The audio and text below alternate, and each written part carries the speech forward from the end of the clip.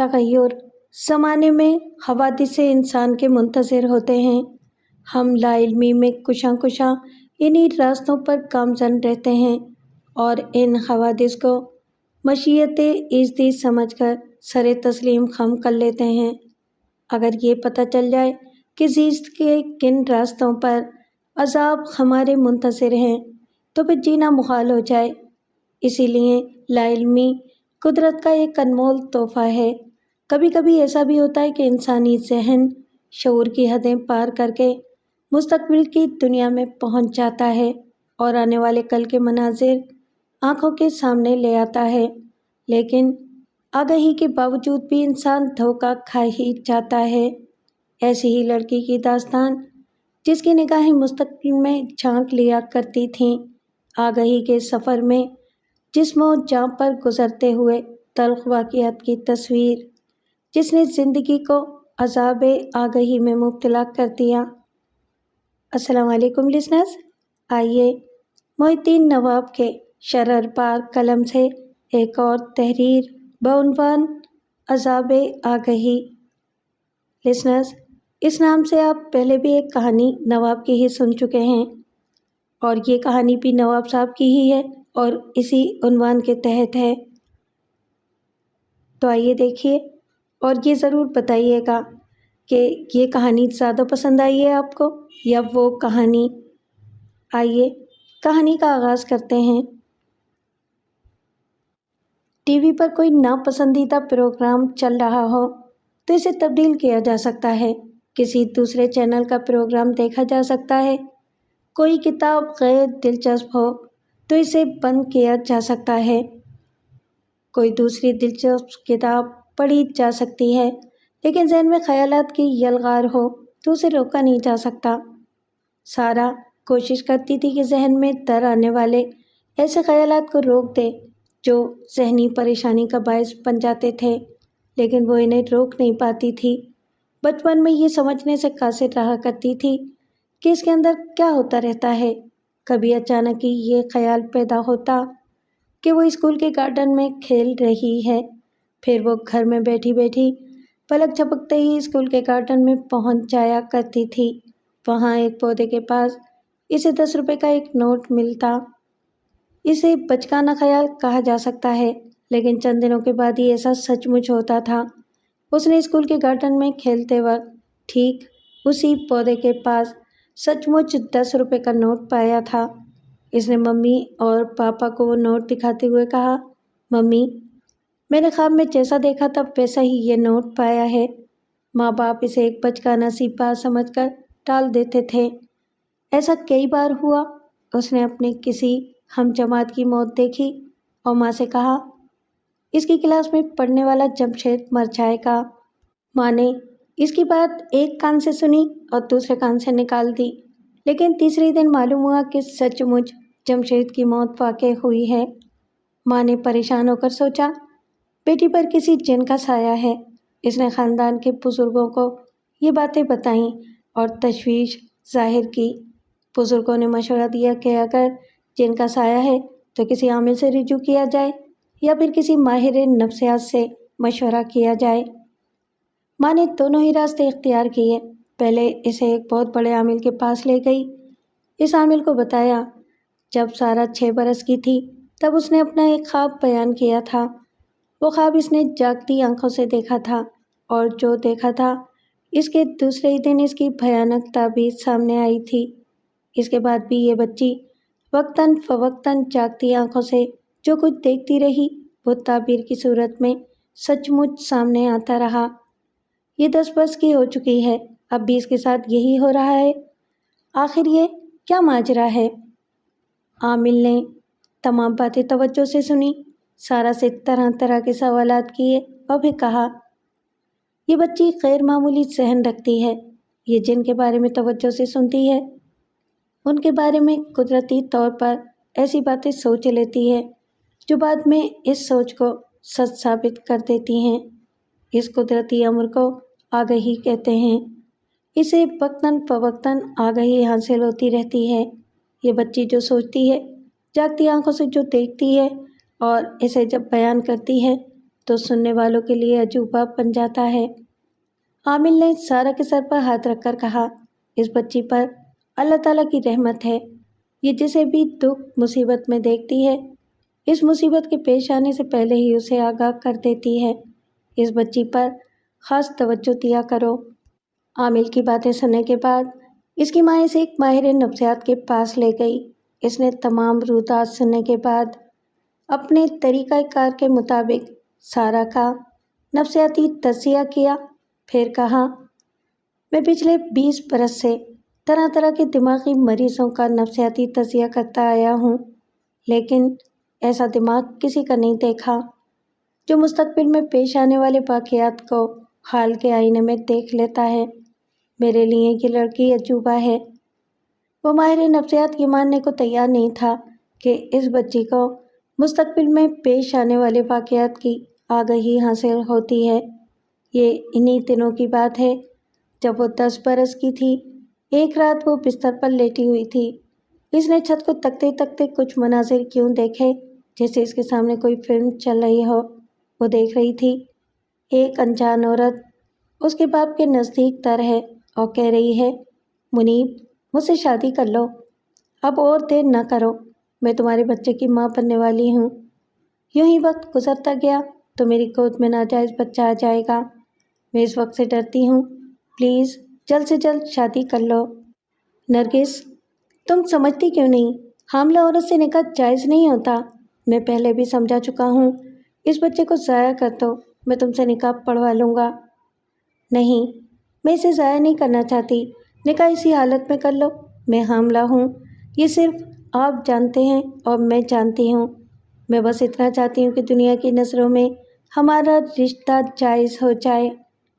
منیب نے حقارت سے اسے دور کرتے ہوئے کہا، بچہ ضائع نہیں کرو گی تو خود بدنامی اٹھاؤ گی اور مجھے بدنام کرو گی۔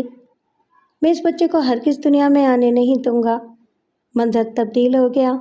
سارہ کی چشمے تصور کے آگے ایک دوسرا منظر تھا، بہت ہولناک منظر تھا۔ اس نے دیکھا وہ انجان عورت ایک باتھ روم کے فرش پر مردہ پڑی تھی۔ اس کے دیدے پھیلے ہوئے تھے، منہ کھلا ہوا تھا، جیسے کسی کو پکارتے پکارتے دم ہار گئی ہو۔ پھر اس نے اپنے باپ کو دیکھا، وہ وہاں کھڑا کہہ لگا رہا تھا، لاش کو دیکھ کر دانت کچکچا کر کہہ رہا تھا، میرا نام اپنے نام سے جوڑنا چاہتی تھی، مجھے بدنام کرنا چاہتی تھی، برسوں کی بنائی ہوئی عزت کو مٹی میں ملانا چاہتی تھی، اب خود منو مٹی کے نیچے جائے گی۔ خا خا خا خا خا۔ اس ہولناک منظر نے سارہ کے تصور کا طلسم توڑ دیا۔ وہ ہوش میں آ گئی۔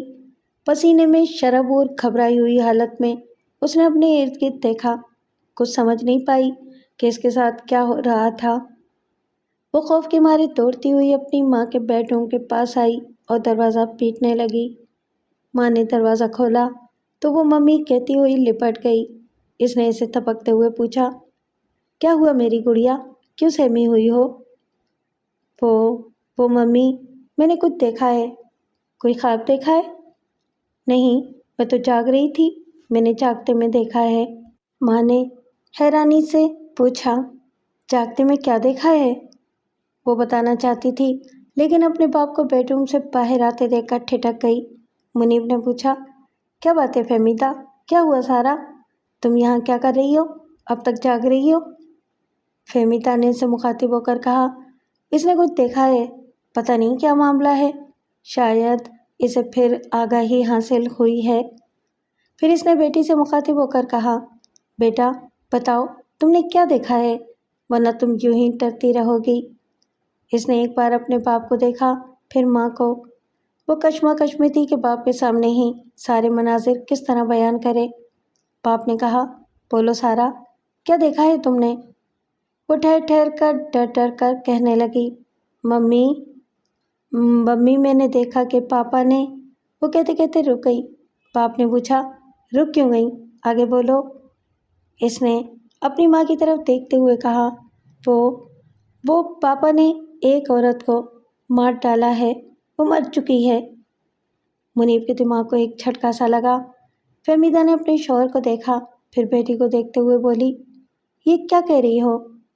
تمہارے پاپا کسی کو جان سے کیوں ماریں گے؟ باپ گرج کر بولا، یہ بکواس کرتی ہے، اسے ہارر فلمیں نہ دیکھنے دیا کرو، الٹی سیدھی باتیں سوچتی رہتی ہے، جاؤ اپنے کمرے میں جا کر سو جاؤ۔ فہمیدہ نے کہا، آپ چپ رہیں، یہ خوف زدہ ہے، ایسے میں بچوں کی باتیں توجہ سے سننی چاہیے اور انہیں تسلی دینی چاہیے۔ اس نے بیٹی سے مخاطب ہو کر کہا، ہاں بیٹی تم کہو، تم نے کیا دیکھا؟ ممی، وہ عورت کہہ رہی تھی کہ وہ پاپا کے بچے کی ماں بننے والی ہے۔ منیب نے گرج کر ایک قدم آگے بڑھاتے ہوئے کہا، شٹ اپ، یہ پالش پر کی لڑکی کیسی بے حیائی کی باتیں کر رہی ہے، تم اس کی بکواس کیوں سن رہی ہو؟ فہمیدہ نے گھور کر اپنے شوہر کو دیکھا، پھر کہا، میں خوب جانتی ہوں کہ بے حیائی اس کی باتوں میں ہے یا آپ کے عمل میں، اب آپ بیچ میں نہ بولیں، یوں ہی ٹوکتے رہیں گے تو یہ سہم جائے گی، کچھ بتا نہیں پائے گی، مجھے اس کی تمام باتیں سننی ہیں۔ اس نے بیٹی کی طرف دیکھا اور کچھ کہنا چاہا، لیکن اس سے پہلے ہی سارا نے کہا، ممی میں اپنے روم میں جاؤں، مجھے نیند آ رہی ہے۔ وہ اپنے باپ کے رویے سے خوف زدہ ہو گئی تھی، مزید کچھ کہنے سے ڈر رہی تھی۔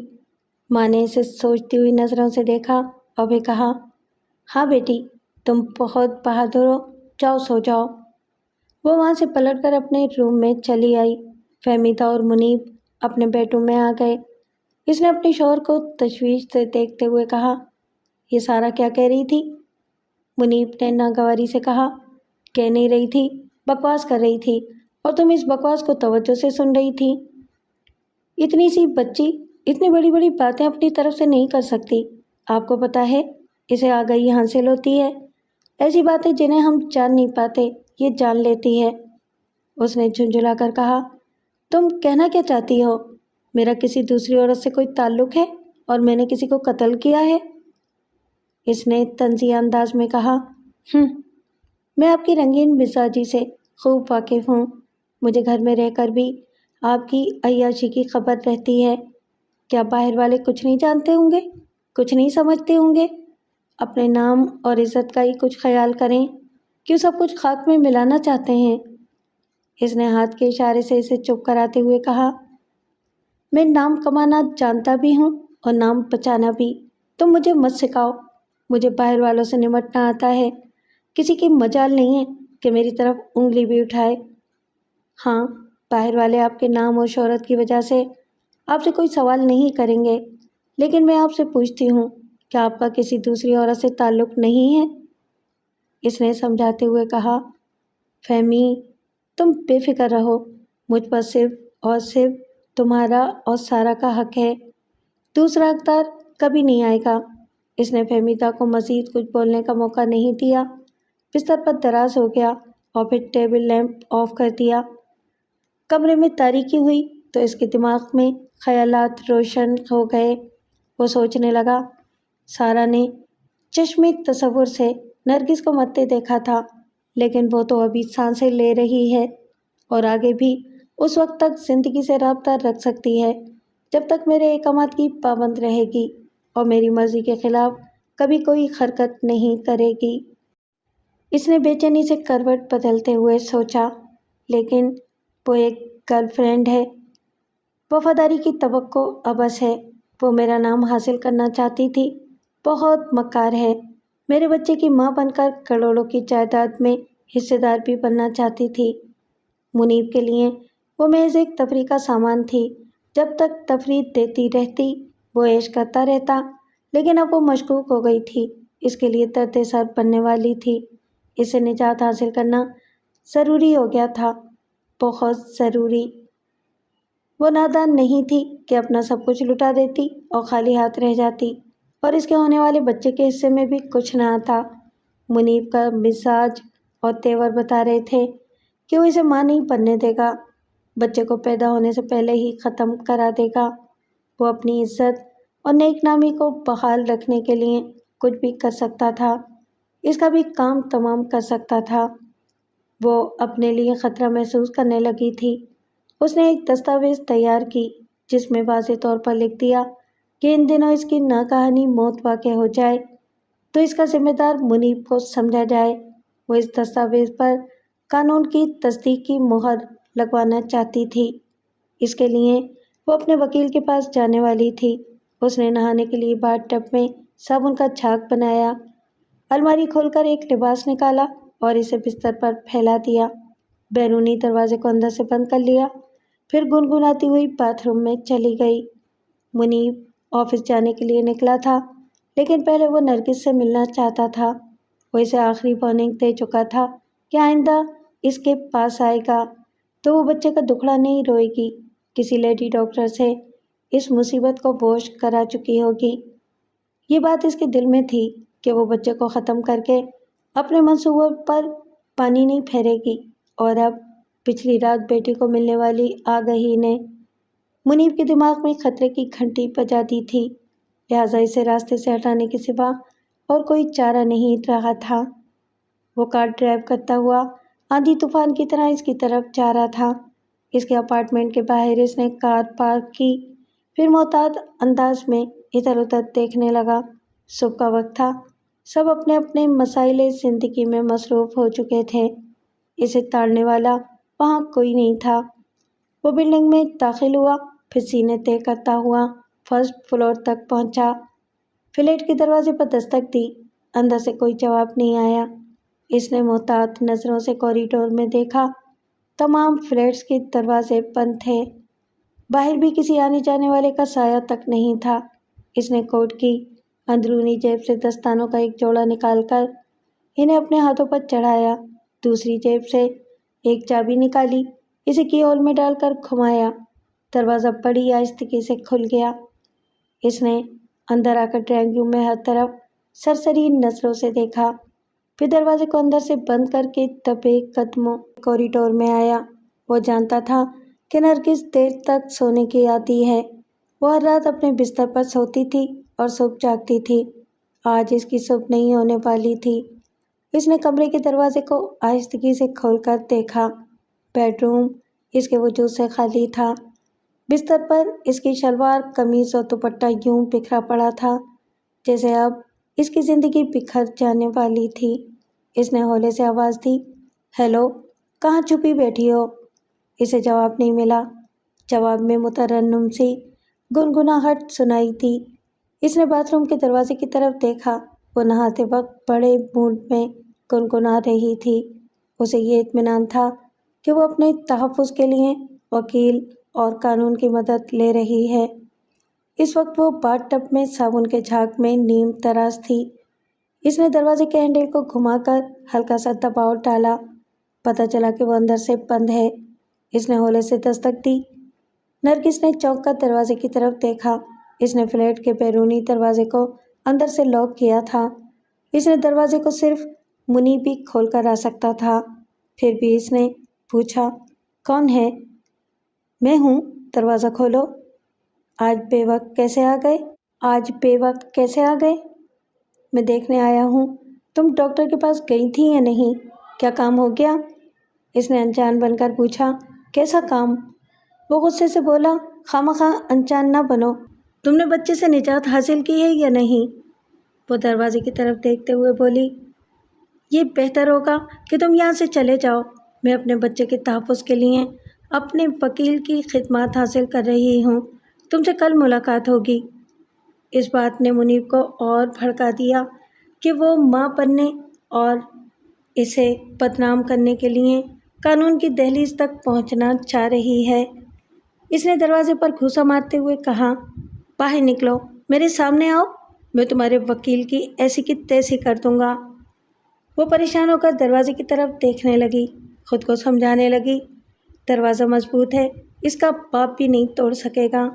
اس وقت اس کی ایک ہی خواہش تھی کہ وہ وہاں سے چلا جائے۔ اس نے کہا، منیب، خود کو عزت دار کہتے ہو اور شور مچا رہے ہو، بہتری اسی میں ہے کہ یہاں سے چلے جاؤ، میں تو یہاں سے تمہاری لاش گرا کر جاؤں گا، نہ رہے گا بانس، نہ بجے گی بانسری، نہ تم رہو گی، نہ بچہ رہے گا۔ وہ 2-4 بار پوری قوت سے دروازے کو دھکا دیتا رہا اور اسے چیلنج کرتا رہا۔ اسے اندازہ ہو گیا کہ دروازہ نہ کھل سکے گا، نہ ٹوٹ سکے گا۔ وہ ذرا پیچھے ہٹ کر باتھ روم کی دیوار کو دیکھنے لگا، وہاں کوئی کھڑکی نہیں تھی، اوپر چھوٹا سا ایک روشن دان تھا۔ اس نے ایک کرسی کو اٹھا کر وہاں رکھا، پھر اس پر چڑھ کر روشن دان سے اندر کی طرف جھانکنے لگا۔ وہ صابن کے جھاگ میں شانوں تک ڈوبی ہوئی تھی۔ اس نے سپاکی سے مسکرا کر کہا، ہائے۔ اس نے چونک کر روشن دان کی طرف دیکھا۔ حلق سے چیخ نکل گئی۔ یوں لگا جیسے وہ اندر آ گیا ہو۔ پھر وہ حواس میں آئی۔ یقین ہوا کہ خطرہ بند دروازے کے باہر ہے۔ وہ کہہ رہا تھا، آخری بار سمجھاتا ہوں، بات مان لو گی تو صرف بچہ ضائع ہوگا۔ تم ضائع ہونے سے بچ جاؤ گی۔ دروازہ کھول دو۔ وہ سہم کر بولی، دروازہ نہیں کھلے گا۔ تم فوراً یہاں سے نہیں جاؤ گے تو میں چیخنا شروع کر دوں گی۔ تمہیں حلق پھاڑ پھاڑ کر چیخنے کی اجازت ہے۔ تم جانتی ہو یہاں کے فلیٹس ابھی آباد نہیں ہوئے ہیں۔ پہلے فلور پر 3 کرایہ دار اور 7ویں فلور پر 2 کرایہ دار رہتے ہیں۔ بیچ میں تم ہو۔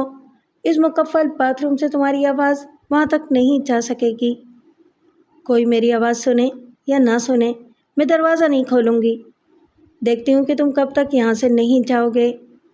میں ابھی 10-15 منٹ میں یہاں سے چلا جاؤں گا۔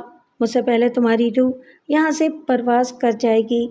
وہ کہہ رہا تھا اور باتھ روم کا اندرونی حصہ جہاں تک نظر آ رہا تھا وہاں تک دیکھ رہا تھا۔ باتھ ٹب سے پانی چھلکتا ہوا فرش پر پھیل رہا تھا۔ وہ کرسی سے اتر کر ایک اسٹور روم میں آیا۔ اسے معلوم تھا کہ کون سی چیز کہاں رکھی ہوئی ہے۔ وہ وہاں سے بجلی کا ایک لمبا سا تار لے آیا۔ تار کے ایک سرے پر پلگ لگا ہوا تھا۔ اس تار کا دوسرا سرا ننگا تھا۔ وہ اسے لے کر باتھ روم کے پاس آیا۔ دروازے کے قریب سوئچ بورڈ تھا۔ اس نے پلگ کو سوئچ بورڈ میں لگا دیا، پھر بٹن کو آن کر کے کرسی پر چڑھ گیا۔ وہ اندر سہمی ہوئی تھی، ٹب سے اٹھ کر کھڑی ہو گئی تھی۔ مقفل دروازے کو یوں تک رہی تھی جیسے سمجھنے کی کوشش کر رہی ہو کہ منیب اتنی دیر سے خاموش کیوں ہے۔ کیا وہ جا چکا ہے؟ اسے کہا سنائی دیا۔ اس نے گھبرا کر روشن دان کی طرف دیکھا۔ وہ تار کے ننگے سرے کو روشن دان کے راستے اندر پہنچا رہا تھا۔ وہ سہم کر بولی، یہ کیا کر رہے ہو؟ یہ تمہاری موت ہے۔ آؤ اس تار کو چھو لو۔ وہ تار کی لمبائی کو ڈھیل دے رہا تھا۔ تار کا ننگا سرا دھیرے دھیرے گیلے فرش تک پہنچ رہا تھا۔ وہ قتل کے اس حربے کو سمجھتے ہی چیخنے لگی۔ اس کی چیخ اس وقت اور زیادہ کربناک ہو گئی جب ننگی تار نے گیلے فرش کو چھو لیا۔ بجلی کا ایک جھٹکا لگا۔ وہ اچھل کر پیچھے کی طرف الٹ کر باتھ ٹب میں گر پڑی۔ ٹب کا پانی ایک چھپاکے سے فرش پر آ کر پھیلنے لگا۔ وہ روشن دان سے جھانک رہا تھا، ہنس رہا تھا، تار کو ادھر سے ادھر لہرا رہا تھا۔ بجلی کے ایک ہی جھٹکے سے اس کی حالت غیر ہو گئی تھی۔ بدن ایسے سن ہو گیا تھا جیسے آدھی جان نکل گئی ہو۔ اس میں اٹھنے کی سکت نہیں رہی تھی۔ وہ بڑی مشکل سے اپنی تمام قوتوں کو مجتمع کرتے ہوئے بولی، میں آ رہی ہوں، دروازہ کھول رہی ہوں۔ وہ ہنستے ہوئے بولا، دروازہ کھولنے کا وقت گزر چکا ہے۔ میں اس باتھ روم کو تمہارا مقبرہ بنا کر جاؤں گا۔ اس نے تار کو لہراتے ہوئے اسے ڈھیل دی۔ اس کا ننگا سرا پھر گیلے فرش پر پہنچا تو بجلی کی لہر پورے باتھ روم میں فرش سے لے کر ٹب تک دوڑتی چلی گئی۔ جہاں جہاں پانی تھا وہاں وہاں کرنٹ پہنچ رہا تھا۔ وہ چیخنے کے قابل بھی نہ رہی۔ تھوڑی دیر تک ٹب کے پانی میں مچھلی کی طرح پھڑپھڑاتی رہی، پھر ایک دم سے ساکت ہو گئی۔ اس کے دیدے پھیل گئے تھے۔ وہ خلا میں ایسے تک رہی تھی جیسے زندگی کی بھیک مانگ رہی ہو۔ زندگی تو چھن چکی تھی، اسے بھیک مل نہیں سکتی تھی۔ وہ فاتحانہ انداز میں مسکراتا ہوا وہاں سے چلا گیا۔ وہ مطمئن تھا اس نے قتل کا کوئی سراغ اپنے پیچھے نہیں چھوڑا تھا، لیکن اس کو مجرم ثابت کرنے کے لیے وہ تحریر جو نرگس نے قلم بند کی تھی اور اپنی الماری کی دراز میں رکھی تھی وہیں موجود تھی۔ منیب کو اس کی خبر تک نہ تھی کہ وہ مرتے مرتے بھی اس کے راستے میں ایک کانٹا چھوڑ جائے گی۔ قتل کی رات ہی پولیس نے اسے گرفتار کر لیا۔ اپارٹمنٹ کے چوکیدار نے اس روز نرگس کے گھر جانے والے واحد شخص منیب کو شناخت کر لیا تھا۔ نرگس کے فلیٹ میں منیب کے کپڑے اور دوسری ضرورت کی چیزیں رہا کرتی تھیں کیونکہ وہ وہاں کبھی کبھی رات بھی گزار لیا کرتا تھا۔ یہ ثابت ہو گیا تھا کہ نرگس سے اس کے ناجائز تعلقات تھے، پھر یہ کہ وہ جتنا سنگ دل تھا اتنا ہی بزدل بھی تھا۔ پولیس والوں کی گالیاں اور جوتے کھاتے ہی اس نے اقبال جرم کر لیا۔ بہرحال وہ اپنے برے انجام کو پہنچ گیا۔ وقت گزرتا گیا، موسم بھی بدلتے رہے۔ بچپن بھی ایک موسم کی طرح رخصت ہوا۔ دوسرے موسم میں جوانی نے انگڑائی لی۔ سارا کے جسم میں، جان میں، دل میں، دماغ میں نئے نئے گل بوٹے کھلنے لگے۔ اسے جو قدرتی طور پر آگاہی کا علم حاصل تھا، اس میں بھی جیسے نکھار آ گیا۔ کوئی اجنبی اس کے خیالوں میں آنے لگا تھا، پھر وہ خوابوں میں آنے لگا، پھر پتہ چلا کہ وہ خیال تھا نہ خواب تھا۔ ایک دھیمی دھیمی سی آگاہی تھی کہ کوئی آ رہا ہے، کوئی آنے والا ہے۔ وہ کون تھا، وہ جانتی نہیں تھی۔ وہ تصور میں آتا تھا لیکن صورت دکھائی نہیں دیتی تھی۔ کبھی وہ پشت کی طرف سے دکھائی دیتا تھا، کبھی اس کے ہاتھ دکھائی دیتے تھے۔ وہ ہاتھ اسے 100 گلاب پیش کر رہے ہوتے تھے۔ عجیب پراسرار شخص تھا، پورے وجود کے ساتھ روبرو تھا، مگر صورت نہیں دکھاتا تھا۔ وہ تجسس میں مبتلا رہتی تھی اور آنکھ مچولی وہ کھیلتا رہتا تھا۔ ایک شام وہ ٹیرس پر بیٹھی ہوئی تھی اور راکنگ چیئر پر ہولے ہولے جھول رہی تھی۔ باہر بارش ہو رہی تھی، درختوں کی ہری بھری شاخیں ہوا کی چھیڑخانی سے مستی میں جھوم رہی تھیں۔ بارش اور ہریالی، مٹی کی سوندھی سوندھی مہک اسے دور خیالوں میں بھٹکا رہی تھی۔ وہ خلا میں تک رہی تھی۔ اچانک ایک تصوراتی منظر آنکھوں کے سامنے رونما ہوا۔ وہ ایک خوش رنگ اور مہکتے ہوئے باغ میں تھی، تازہ گلابوں کے ایک پودے کے پاس کھڑی تھی۔ ایک گلاب کی نازک سی پتی کو انگلی سے چھو رہی تھی۔ انہی لمحات میں یوں لگا جیسے اس گلاب نے اسے پکارا ہو۔ اس نے حیرانی سے اس پھول کو دیکھا، پھر آواز آئی، سارا۔ اس کی سماعت نے بتایا کہ آواز کہیں پیچھے سے آئی ہے۔ اس نے پیچھے مڑ کر دیکھا، ذرا فاصلے پر ایک صحت مند نوجوان گلاب کی ایک شاخ پر جھکا ہوا دکھائی دیا۔ وہاں آس پاس اور کوئی نہیں تھا، یقیناً اسی نے آواز دی ہوگی۔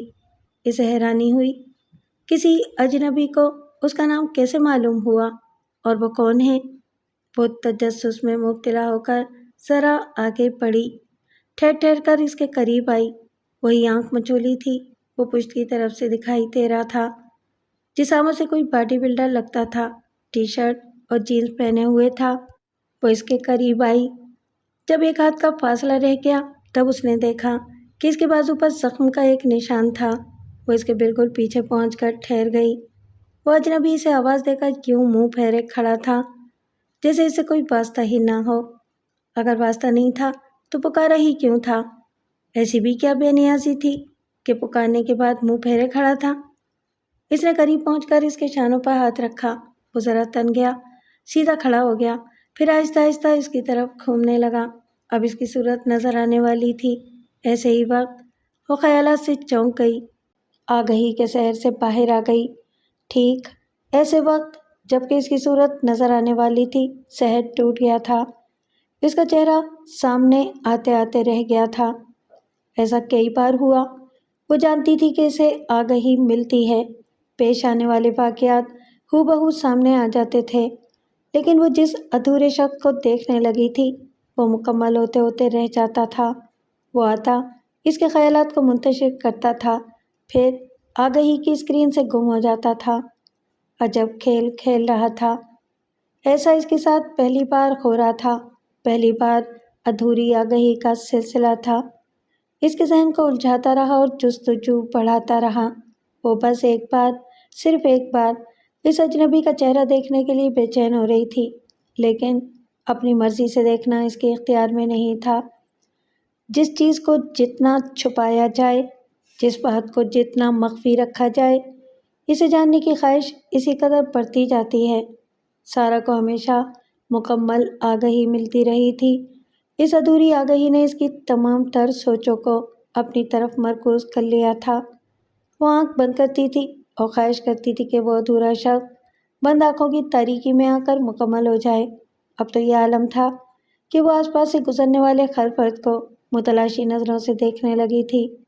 ایک صبح وہ اپنی کار میں یونیورسٹی جا رہی تھی، ونڈ شیلڈ سے باہر گزرتے ہوئے مناظر کو دیکھ رہی تھی۔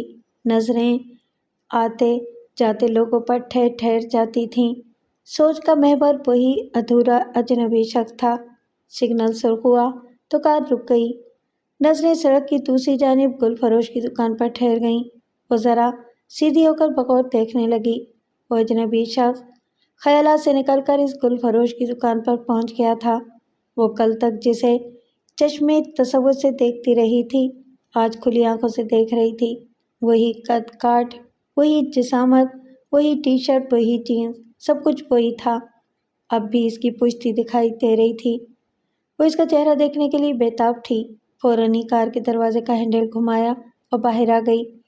اس کے باہر آتے ہی سگنل سرد ہو گیا۔ وہ بے خودی میں آگے بڑھی۔ جو ہی سڑک کے درمیان پہنچی، سگنل سبز ہو گیا۔ ساکت گاڑیاں حرکت میں آ گئیں۔ وہ گاڑیوں سے بچتی ہوئی آگے بھاگتی جا رہی تھی۔ یوں ہی بھاگتی دوڑتی وہ سڑک کی دوسری جانب پہنچ گئی۔ گل فروش کی دکان کے پاس پہنچ کر ادھر ادھر دیکھنے لگی۔ وہ نظر نہیں آ رہا تھا۔ اس کی عجیب حالت ہو گئی۔ وہ اس اضطرابی حالت میں ادھر سے ادھر بھاگتی رہی، لیکن وہ کہیں نہیں تھا۔ کل تک جو خیالات میں آنکھ مچولی کھیل رہا تھا، آج حقیقتاً آنکھ مچولی کھیل کر کہیں کھو گیا تھا۔ وہ یونیورسٹی پہنچ کر کینٹین میں آ گئی۔ کلاس کے لیے لیٹ ہو رہی تھی۔ لیٹ نہ بھی ہوتی تو لیکچر اٹینڈ کرنے کے قابل نہیں تھی۔ ذہن بری طرح الجھا ہوا تھا، کچھ سوچنے سمجھنے سے قاصر تھی۔ تمام طلباء اپنی اپنی کلاسوں میں تھے، اس لیے کینٹین خالی تھا۔ وہ ایک کونے میں جا کر ایک کرسی پر بیٹھ گئی۔ ذہن کو تھوڑا آرام دینے کے لیے میز پر ایک ہاتھ دراز کیا اور ایک ہاتھ پر سر رکھ کر آنکھیں موند لیں۔ چند ہی لمحوں میں پھر ایک آگہی کا در کھل گیا۔ ایک منظر رونما ہوا۔ اس بار اس نے دیکھا کہ وہ اس اجنبی کے نزدیک تر تھی۔ اس کے کان اس کے دل کے مقام سے لگے تھے، اس کی دھڑکنیں سن رہے تھے۔ دھڑکنوں میں دھک دھک کی آواز کے بجائے سارا سارا کی صدائیں سنائی دے رہی تھیں۔ پھر ایک بھاری بھرکم آواز ابھری، سارا، میں تمہیں دل و جان سے چاہتا ہوں، تمہیں اپنی شریک حیات بنانا چاہتا ہوں۔ اس کا چہرہ کھل اٹھا۔ اس کے چوڑے چکلے سینے سے سر اٹھا کر دیکھنا چاہا، لیکن سر اٹھاتے اٹھاتے اس کے بال اجنبی شرٹ کے بٹن سے الجھ گئے۔ بال کھنچے تو تکلیف محسوس ہوئی، اور تکلیف محسوس ہوتے ہی وہ اپنے خیالات سے چونک گئی۔ آنکھیں کھول کر حیرانی سے آس پاس دیکھنے لگی۔ کینٹین بدستور خالی تھا۔ ذہن پرسکون ہونے کے بجائے مزید الجھ گیا۔ ایک بار پھر اس اجنبی کا چہرہ دیکھتے دیکھتے رہ گئی۔ اس آگہی نے اس کے تجسس میں شدت پیدا کر دی تھی۔ اب سے پہلے وہ اسے دور سے پکارتا تھا، گلاب پیش کرتا تھا، لیکن آج اس نے خود کو پیش کیا تھا، اور اس کی طلب کا اظہار کیا تھا، جس کی صورت اب تک چھپی ہوئی تھی۔ اسے محبت کا اظہار کر رہا تھا، اسے اپنی شریک حیات بنانے کی آرزو کر رہا تھا۔ آنکھ مچولی کھیلتے کھیلتے اپنی اہمیت بڑھا رہا تھا۔ اس کی الجھنیں بڑھتی جا رہی تھیں۔ وہ جتنا اس ادھورے شخص کو نظر انداز کرنے کی کوشش کر رہی تھی، اتنا ہی وہ اسے اپنی طرف متوجہ کر رہا تھا۔ ہر دوسری آگہی ایک نئی بات سامنے لا رہی تھی۔ وہ پہلا لیکچر چھوڑ چکی تھی۔ سوچا تھا کہ کچھ دیر تنہا رہے گی تو ذہن پرسکون ہو جائے گا، پھر باقی کے لیکچرز اٹینڈ کرے گی، لیکن تازہ ترین آگہی نے الٹا اثر کیا تھا۔ دل و دماغ اسی کو پکار رہے تھے۔ وہ وہاں سے اٹھ گئی، بوجھل قدموں سے یونیورسٹی کے مختلف راستوں سے گزرتی ہوئی بیرونی گیٹ کی طرف جانے لگی۔ ڈرائیور اسے چھوڑ کر گاڑی لے جاتا تھا، پھر مخصوص وقت پر اسے لینے آ جاتا تھا۔ ابھی اس کی واپسی کا وقت نہیں ہوا تھا، اس لیے گاڑی نہیں آئی تھی۔ وہ گھر ٹیلی فون کر کے ڈرائیور کو بلا سکتی تھی، لیکن ٹیکسی سے بھی جا سکتی تھی۔ مزید وہاں رکنا مناسب نہیں تھا۔ کچھ دیر اور وہاں رکتی تو کوئی کلاس فیلو اسے دیکھ کر اسے باتوں میں الجھا لیتا یا الجھا لیتی، اور وہ کسی سے کوئی بات کرنے کے موڈ میں نہیں تھی۔ اس نے یونیورسٹی سے باہر آ کر ایک ٹیکسی روکی، پھر پچھلی سیٹ پر بیٹھ کر گھر کی طرف جانے لگی۔ خیالات کا رخ ایک ہی طرف تھا۔ نہ چاہتے ہوئے بھی وہ اجنبی سوچوں پر حاوی ہو جاتا تھا۔ کسی بھی جسیم مرد کو دیکھتی تو وہ بے اختیار اس ادھورے قد کاٹ والے سے اس کا موازنہ کرنے لگتی۔ سیل فون کی بیل نے اسے خیالات سے چونکا دیا۔ اس نے اپنے ہینڈ بیگ سے فون نکالا، پھر نمبر دے کر اسے کان سے لگایا اور کہا، ہیلو شازی، کیا حال ہیں؟ दूसरी तरफ से सिसकियों की आवाज़ सुनाई दी। वो सीधी होकर बैठ गई, फिर तवज्जो से सुनते हुए बोली, शाजिया, तुम रो रही हो? सिसकियों की आवाज़ बदस्तूर जारी रही। एक ज़रा तवक्कुफ के बाद शाजिया की आवाज़ उभरी, सारा, मेरी आपी अब इस दुनिया में नहीं रही। क्या? इसने परेशान होकर कहा, मैं अभी तुम्हारे घर आ रही हूँ। इसने राब्ता मुनक़ते करके ड्राइवर से कहा, गुलशन इकबाल की तरफ चलो। उसने कहा, लेकिन मैडम, हमारी तो डिफेंस की बात हुई थी। सारा ने कहा, भाई, मेरी सहेली के घर मैयत हो गई है, मेरा वहाँ जाना ज़रूरी है। इसने गुलशन इकबाल की सिम गाड़ी मोड़ ली। शाजिया इसकी क्लास फेलो थी, यूनिवर्सिटी से ही दोनों की दोस्ती हुई थी। वो दोनों अपनी खैर खुशी और गम में एक दूसरे को शरीक रखती थीं। इनके दरमियान इतना दिली लगाव था कि इसके लिए वो मंजिल बदल सकती थी, इसलिए रास्ता बदलकर इसके घर पहुंच गई। वसी और इस ड्राइंग रूम में ख़वातीन की अच्छी खासी तादाद थी। कुछ सर झुकाए बैठी हुई थी, कुछ धीमी सरगोशियों में बातें कर रही थीं। वो वहाँ से गुजरती हुई तेज़ी से चलती हुई एक बेडरूम में आई। शाजिया इसे देखते ही उठकर खड़ी हो गई। इसका चेहरा आंसुओं से तर था। वो रोती हुई आकर इससे लिपट गई। वह ऐसा जज्बाती मंजर था कि सारा की आंखें भी छलकने लगीं। इसने इसे तपकते हुए कहा, सब्र करो। ऐसे वक्त में सभी सब्र की तलकीन करते हैं, क्योंकि इससे ज़्यादा कुछ कर भी नहीं सकते। जो ज़ख्म लग चुका है, इसे फ़ौरन ही भर नहीं सकते। क्या किया जाए शाजी, जीना मरना इंसान के इख्तियार में नहीं है। जिसका वक्त आता है इसे जाना ही पड़ता है। वो इससे अलग होते हुए बोली, अगर आप ही की मौत तबही होती तो किसी तरह सब्र आ जाता। क्या मतलब? सारा ने हैरान होकर पूछा। इसने आंसू पोंछते हुए कहा, आप ही को किसी ने कत्ल किया था। क्या? इसने आंखें फाड़ कर पूछा, कत्ल किया था? किसने? खुदा बेहतर जानता है। पता नहीं वो आप ही की जान का दुश्मन कौन था। क्या किसी पर शुबा किया जा रहा है? वो सारा को साथ लेकर एक सोफे के पास आई, फिर वहां बैठते हुए बोली, किस पर शुबा किया जाए? आप ही की किसी से क्या दुश्मनी हो सकती है? कल रात हम सब एक पार्टी में गए थे। आप ही को पार्टीज अटेंड करना पसंद नहीं था। वो घर पर तन्हा थी। जब हम लौटे तो इसकी आंखें फिर छलकने लगीं। वो सारा की तरफ देखते हुए आंसू भरी आवाज़ में बोली, इस जालिम ने बड़ी बेदर्दी से इन्हें कत्ल किया है। ऐसे हालात में आंसू आंखों की दहलीज पर ठहरे रहते हैं और बात बात पर छलकते रहते हैं। वो ठहर ठहर कर रो रही थी। सारा इसे अपने तौर पर तसल्लियाँ देती रही। जब इसकी हालत कुछ बेहतर हुई तो इसने बताया कि बहन की तदफीन हो चुकी है। अजीज़ और अकारीब कब्रिस्तान से वापस आकर दुआएं मगफिरत के लिए बैठे हैं। सारा वहाँ शाम तक रही, शाजिया की दिलजोई करती रही। इससे रुखसत होकर घर वापस आई तो तबीयत बहुत ही बोझल थी। एक तो अधूरी आ गई इन्हें इसे परेशान कर रखा था। इस पर शाजिया को जो अलमिया पेश आया, इसने भी दिल पर गहरा असर डाला। वो अपने बेडरूम तक महदूद हो गई, इधर से उधर टहलती रही, बिल्कुल तन्हा रहना चाहती थी। घर में किसी से बात करने को भी जी नहीं चाहता था। वो दिल ही दिल में दुआ मांग रही थी कि फिर किसी आगही का दर न खुले।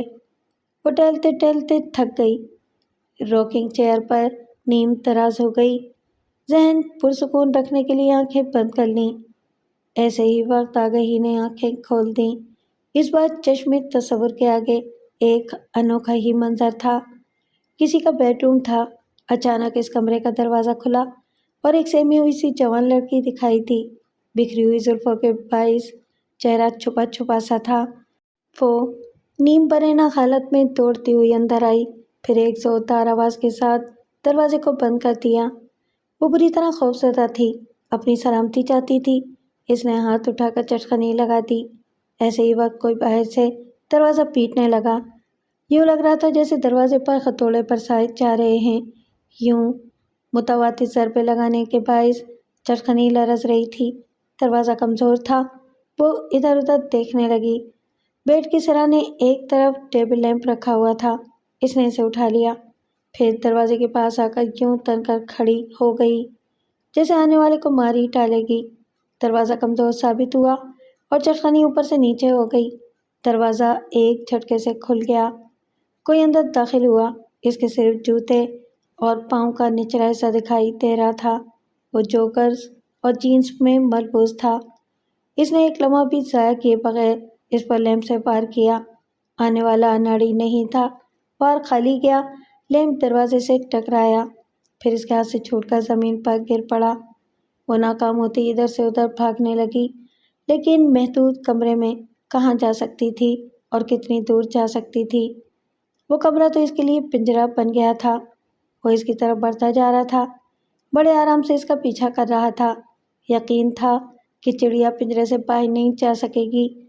آخر اس نے جھپٹ کر اس کے بالوں کو مٹھی میں جکڑ لیا۔ وہ تکلیف کی شدت سے چیخنے لگی، خود کو چھڑانے کی ناکام کوشش کرنے لگی، اپنے نازک ہاتھوں سے اس شہزور کو مارنے لگی۔ یوں نزاکت سے مارتے مارتے اس کا لاکٹ ہاتھ میں آ گیا، پھر ہاتھ سے چھوٹ کر فرش پر پہنچ گیا۔ شہزور نے اسے ایک دھکا دیا۔ وہ لڑکھڑاتی ہوئی پیچھے جا کر زمین پوش ہو گئی۔ اس کا ہاتھ جیکٹ کے اندر گیا۔ جب باہر آیا تو ہاتھ میں سائلنسر لگا ہوا ریوالور تھا۔ اس نے جھک کر ریوالور کو اس کی کنپٹی سے لگا دیا، اس سے پہلے کہ وہ اپنے بچاؤ کی کوشش کرتی اور چیخنا چلانا چاہتی۔ اس بے آواز ریوالور نے اسے ہمیشہ کے لیے بے آواز بنا دیا۔ اس کے دیدے پھیل گئے، گردن ایک طرف ڈھلک گئی، سر کے نیچے لہو فرش پر بہنے لگا۔ وہ جیب سے رومال نکال کر ریوالور کے دستے کو پوچھ رہا تھا، پھر اس نے ریوالور کو اس لڑکی کے ہاتھ میں پکڑا دیا، اس کے ہاتھ کی مٹھی بند کر دی۔ دیکھنے والے گمراہ ہو سکتے تھے کہ لڑکی نے خودکشی کی ہے۔ اس کا لاکٹ زمین پر پڑا ہوا تھا۔ اس نے ہاتھ بڑھا کر اسے اٹھایا۔ ایسے ہی وقت سارا ایک دم سے چونک گئی۔ آگہی کا طلسم ایک بار پھر ٹوٹ گیا۔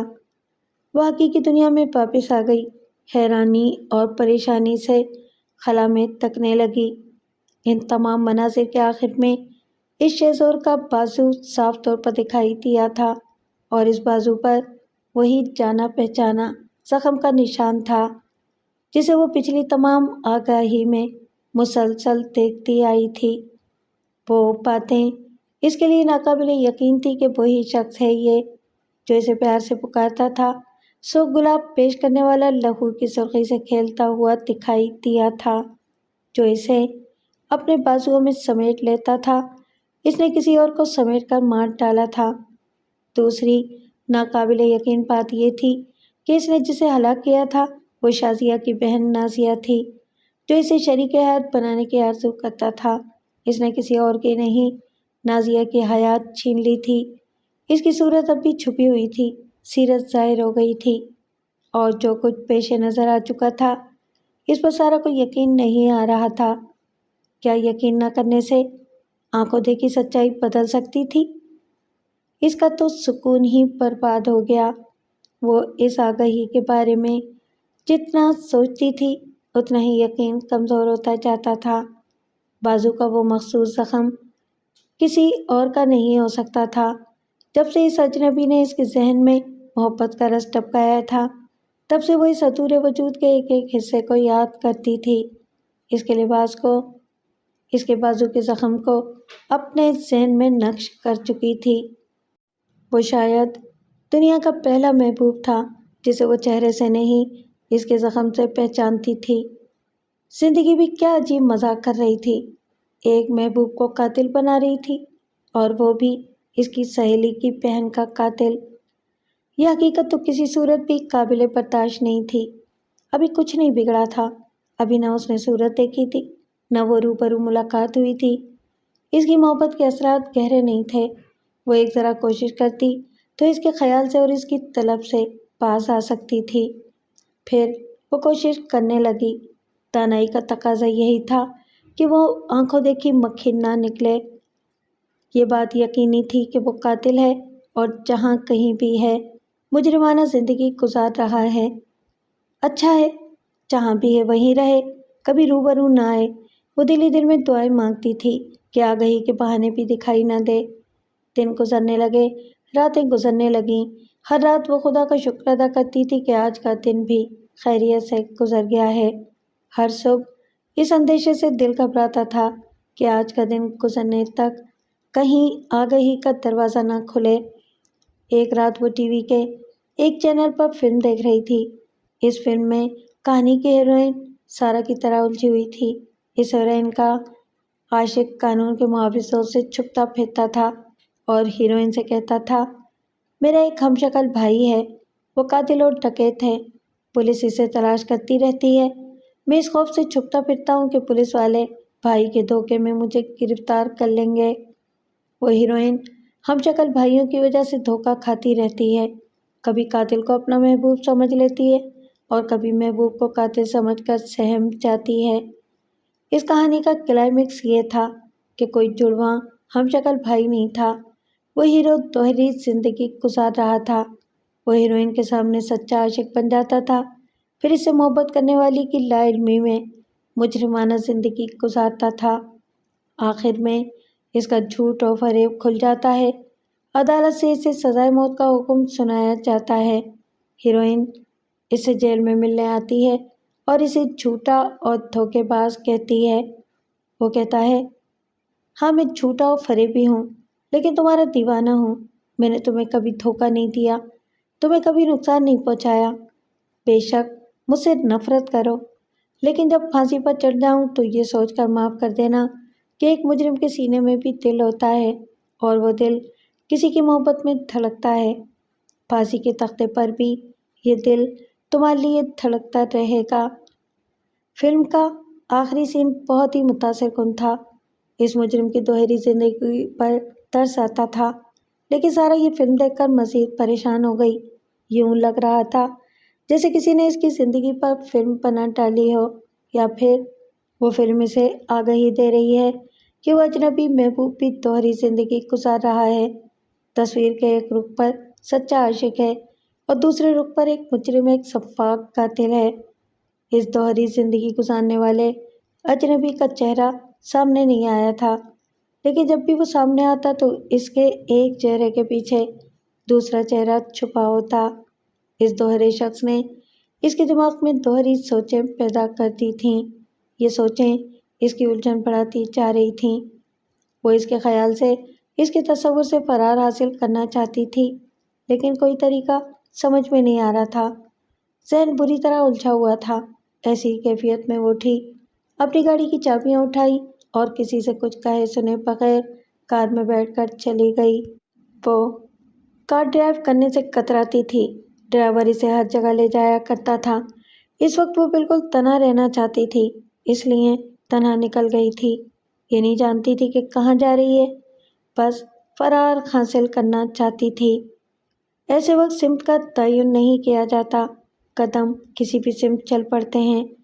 اسے بھی جہاں کوئی موڑ دکھائی دیتا مڑ جاتی، اگر کوئی لمبی شاہراہ ہوتی تو بس چلتی ہی چلی جاتی۔ یوں ہی بے سبب بھٹکتے بھٹکتے وہ ایک ایسے علاقے کی طرف نکل گئی جہاں حالات کافی کشیدہ تھے، مختلف سمتوں سے فائرنگ ہو رہی تھی۔ بے گناہ راہگیر ایسی اندھا دھند فائرنگ سے بچنے کے لیے بے تحاشا ادھر سے ادھر بھاگ رہے تھے۔ وہ جیسے خواب سے چونک گئی، اس کی آنکھیں جل رہی تھیں، آنسو گیس فضا میں گردش کر رہی تھی۔ سڑک کے عین وسط میں بسوں کے ناکارہ ٹائروں کو ایک جگہ رکھ کر جلایا گیا تھا، وہاں سے شعلے بھڑک رہے تھے، دور دور تک دھواں پھیل رہا تھا۔ آنکھوں سے بہتے ہوئے پانی کے باعث سارا کے سامنے تمام منظر دھندلا رہا تھا۔ اسے آگے پیچھے جانے والی گاڑیوں کے درمیان رکنا پڑا۔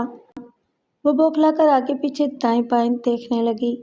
اندھا دھند ڈرائیونگ اسے ٹریفک کے منجتار میں لے آئی تھی۔ دھندلائی ہوئی آنکھوں کے سامنے لوگ گرتے پڑتے بھاگ رہے تھے۔ وہ فوراً ہی سمجھنا چاہتی تھی کہ کس علاقے میں ہے اور وہ کس طرح وہاں سے بحفاظت نکل سکتی ہے۔ آگے پیچھے رکی ہوئی گاڑیوں سے لوگ نکل نکل کر بھاگ رہے تھے۔ حالات بتا رہے تھے کہ وہ اپنی گاڑی میں محفوظ نہیں رہ سکے گی، اسے بھی کسی محفوظ پناہگاہ کی طرف بھاگنا چاہیے۔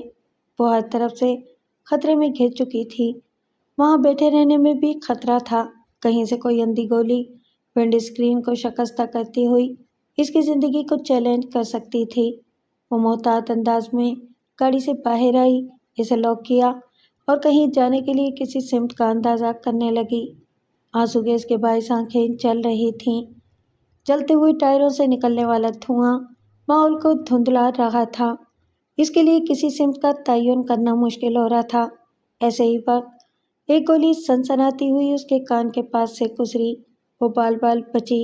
گولی نے اسے چھوا نہیں تھا، لیکن کان کی لوئیں گرم ہو گئی تھیں۔ سارے بدن میں ایک کپ کپی سی دوڑ گئی تھی۔ جان کی سلامتی اسی میں تھی کہ وہ کسی پناہ گاہ میں چھپ جائے۔ وہ سڑک کی دوسری جانب ایک ادھ کھلی دکان میں پناہ لینے کی غرض سے بھاگی، لیکن سڑک کے عین وسط میں پہنچتے ہی ٹھوکر کھا کر گر پڑی۔ پتہ نہیں کہاں کہاں چوٹیں آئیں۔ خوف و ہراس کے باعث تکلیف کا احساس نہیں ہو رہا تھا۔ قریبی ایک شخص سڑک پر پڑا تکلیف سے کرا رہا تھا۔ اسے گولی لگی تھی اور وہ لہو لہان ہو رہا تھا۔ اسے دم توڑتے دیکھ کر وہ اور زیادہ بدحواس ہو گئی۔ زمین پر سے اٹھنا چاہتی تھی۔ اوندھے منہ گرنے کے باعث ہڈیاں پوری طرح دکھ رہی تھیں۔ ایسے ہی وقت دھوئے میں سے ایک ہاتھ نمودار ہوا۔ اس ہاتھ نے اس کے بازو کو تھام کر اپنی طرف کھینچ لیا۔ وہ اس کی طرف کھینچتی چلی گئی۔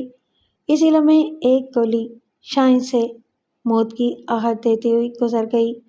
اس اجنبی کی بھاری بھرکم آواز سنائی دی، میں تمہیں نہ کھینچتا تو یہ گولی تمہارا مقدر بن جاتی۔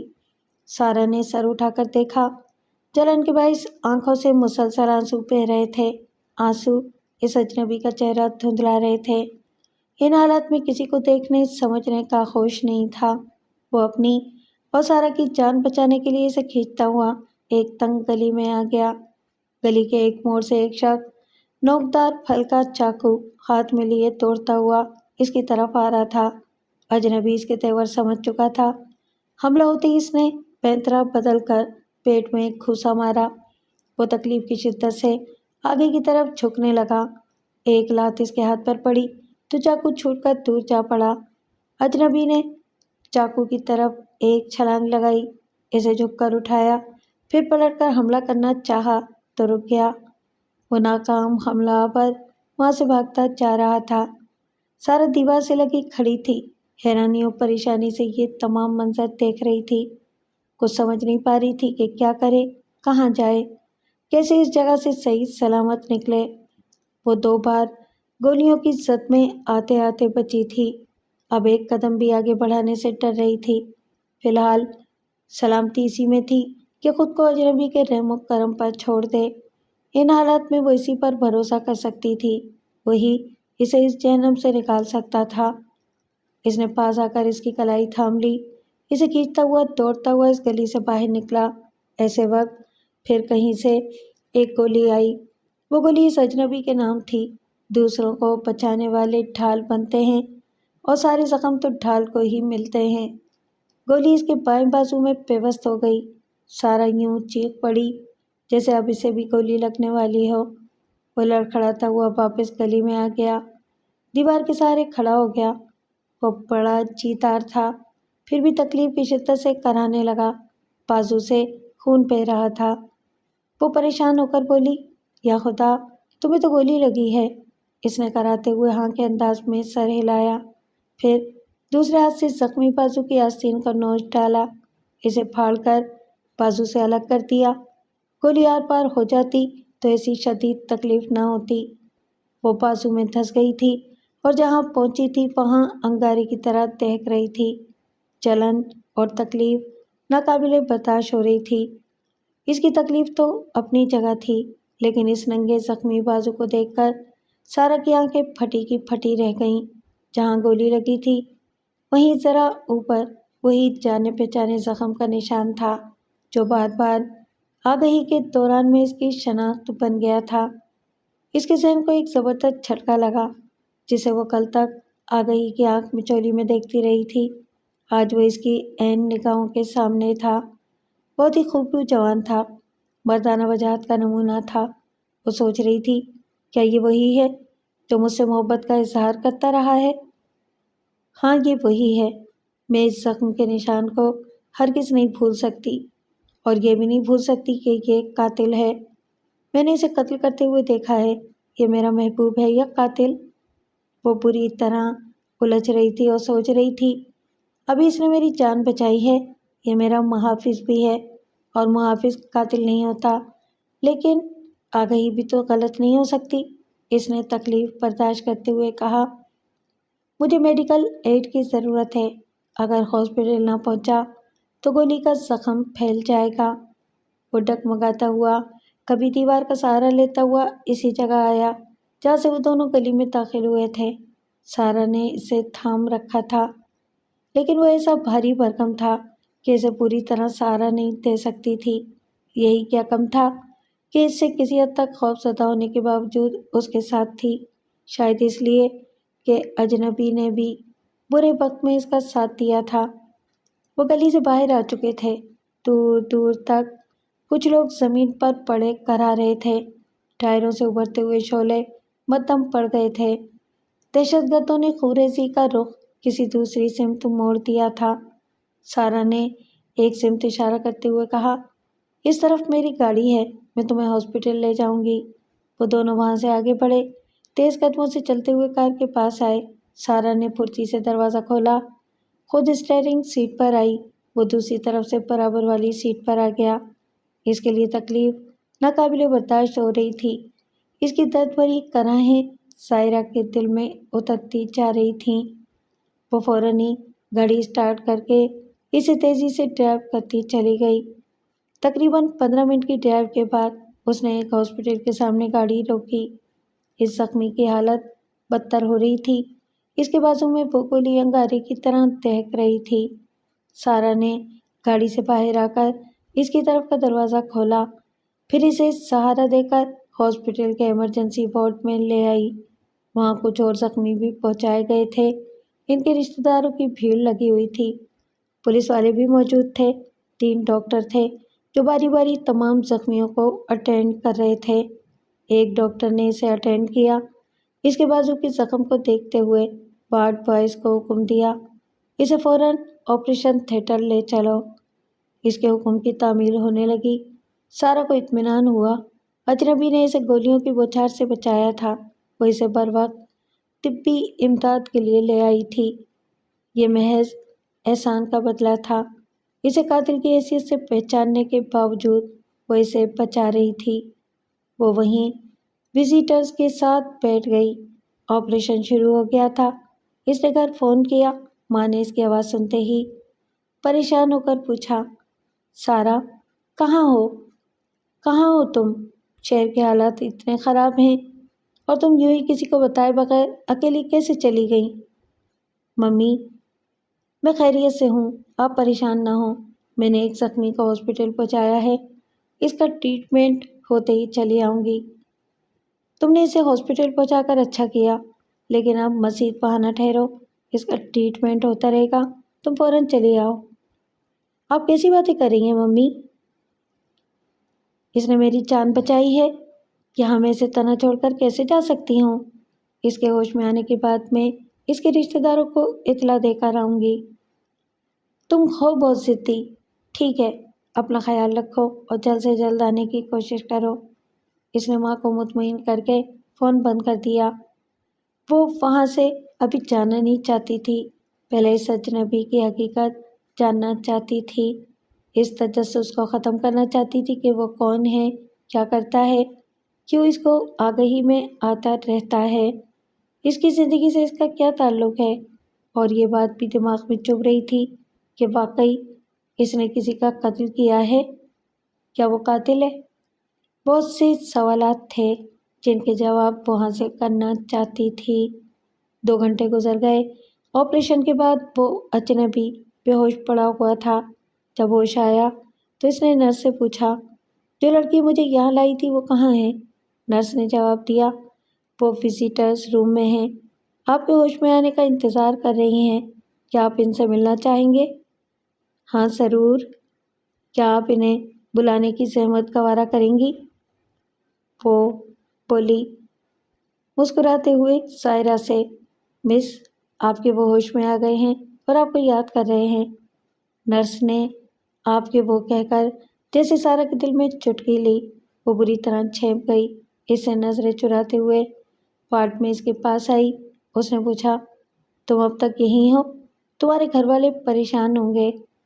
وہ ذرا محتاط سی ہو کر بیٹھتے ہوئے بولی، تم میری فکر نہ کرو، میں گھر والوں کو اپنی خیریت سے آگاہ کر چکی ہوں۔